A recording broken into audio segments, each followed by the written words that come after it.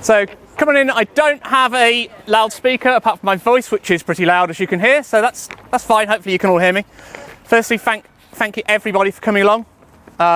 This is fairly short notice, as I'm sure you've noticed from the date that it went up. So I'm so impressed to see so many of us here. Just a little bit of sort of housekeeping. There are rumours that somebody will be here videoing us who is not friendly to the cause. If that happens, we leave them alone. We're not going to engage. They, I expect, will just want to film us and, you know, get names, faces. They know who I am, so you know, there's not anything new here. So, ladies, gentlemen, and those who are both and those who are neither, we're here today in hope that my trans family do not succumb to fear and misinformation that's been spread around. I love seeing all of your faces and I want to keep seeing them. I will stand with you so you can continue to do that. This week's judgment at the Supreme Court is highly likely to be appealed on two main grounds. Firstly, the Supreme Court heard only evidence from one side. In every case, those who provided evidence were from the side cheering on the definition of sex as a binary in a specific section of the Equalities Act. The judges explicitly refused to allow any submissions from the trans side of the argument. A judgment made that impacts one group of people without allowing them representation is unsound. The other main point is that it defines sex as biological sex, which is apparently a self-evident simple binary of male or female, or as oft quoted, XX equals female, XY equals male. It's not actually determined that way.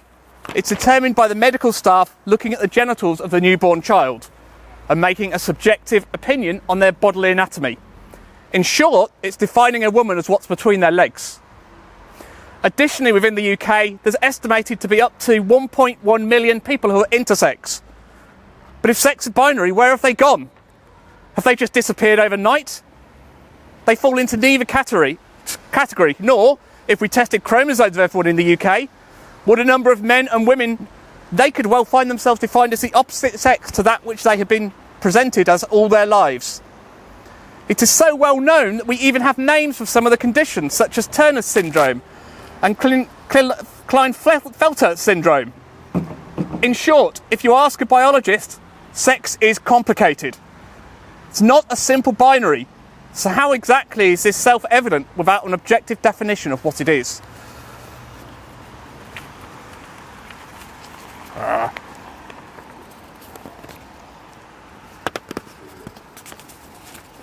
Bloody thing.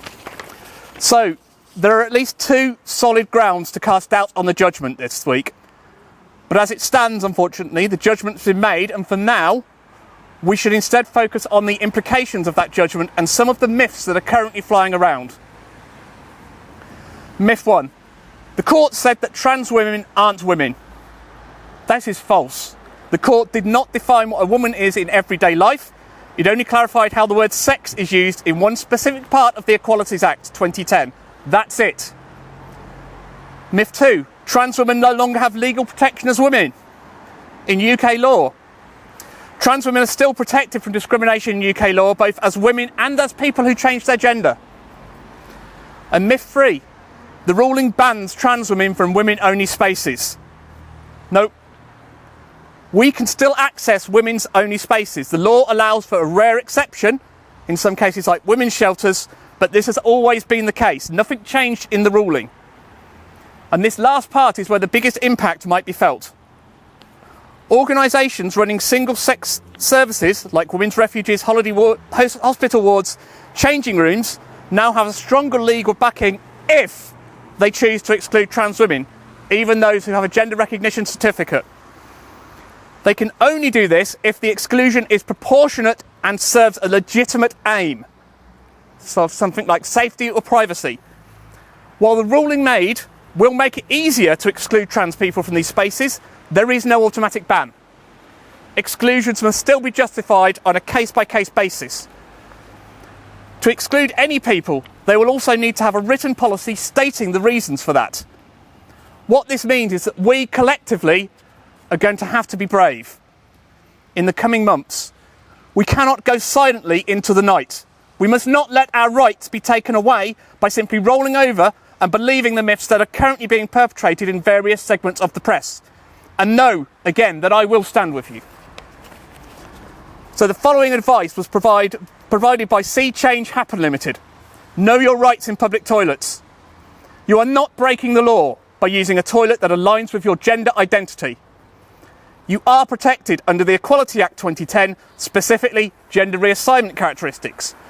If you are challenged by a staff or a customer, simply state, I am a transgender woman, I have the right to use the facilities that reflect my gender, I am not breaking any law.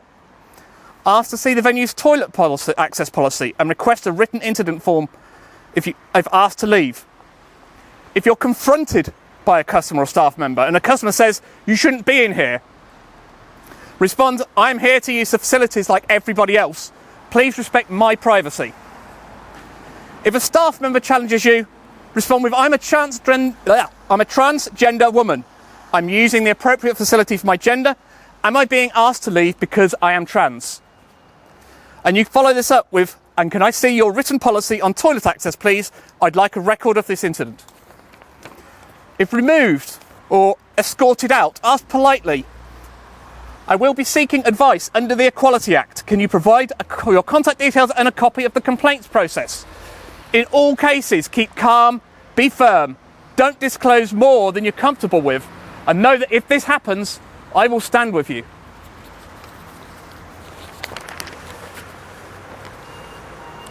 Just to reiterate, if you suffer any form of harassment whilst using the facilities, request the documentation, contact the Equality Advisory Support Service and file a formal complaint. Your safety and dignity matter. You have a right to be there. We're still protected, we are still valid. This ruling may increase challenges in people accessing women's only services. It may embolden those who want to exclude or silence trans people. The practical impact will depend on how organisations, media and politicians choose to interpret and apply that decision. My biggest fear, though, it's not just for the trans, it's for the wider community, the wider population. This could well lead to anyone who doesn't fit the social norms of female being challenged or ejected from these spaces. In fact, if anything, this will make the world a less safe place for women. But know that whoever you are, I will stand with you. So what can you do to help? If you're an ally, speak up, share facts, correct the myths. Do not let the misinformation win. Write to your MP. If you're trans, don't let a vocal minority take away your rights. I have a handout, which I'll be distributing after my speech, and that has a link going directly to the Trans Legal Protection blog, which details how to write to your MP, suggestions on what you can say, and do not forget to include your name and address so that your MP can confirm you are one of their constituents. It will also have the number for the Equality Advisory Support Service. Just before I finish this evening, I'd like to share with you an anecdote that happened to me today. I was waiting outside the ladies' toilets. My friend had just gone in, and a woman came past and asked if I was in the queue.